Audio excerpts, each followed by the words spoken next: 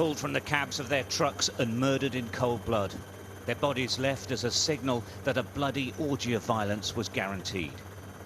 It was the first indication to rescue teams that the northern Mozambique town of Palma was in the midst of an insurgent rampage.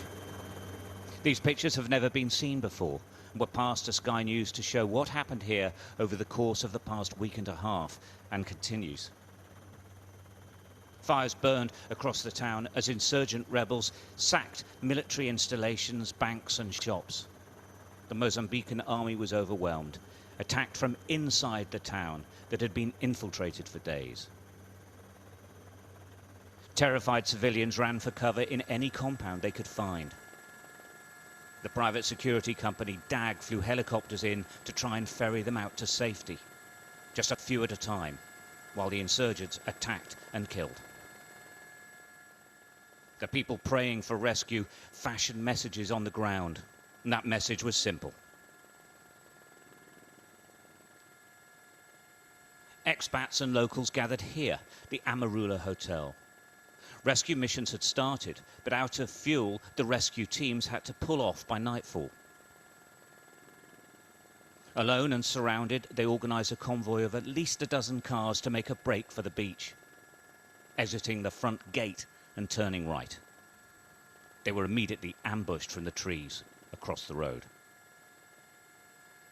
They turned left and headed towards the beach on this road. Travelling at high speed, they were attacked again. In the mayhem of this flight for safety, only a handful of the vehicles made it. The DAG teams searched for the cars. Many were overturned and broken, lying off the roadside. Amongst the dead was Briton Phil Moore. His body was finally retrieved. This was a sophisticated attack. This ship was grounded on the shore as the attack started. It's believed insurgents had supplies on board and returned continuously. It was attacked as the tide came in and was left listing and losing fuel. As the rescue teams continued their search for survivors, they were called in to land by men in police uniforms.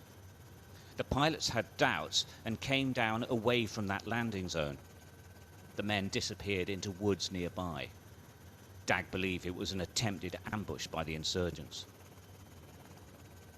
Thousands have escaped from Palma on local boats, but hundreds are still outside the heavily fortified oil production base owned by the French company Total, but they aren't being allowed inside.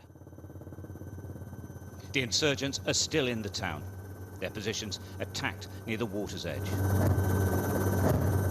The insurgency here is 3 years old, but this was an assault to send a message to the Mozambique government that it's far from over. Stuart Ramsey, Sky News.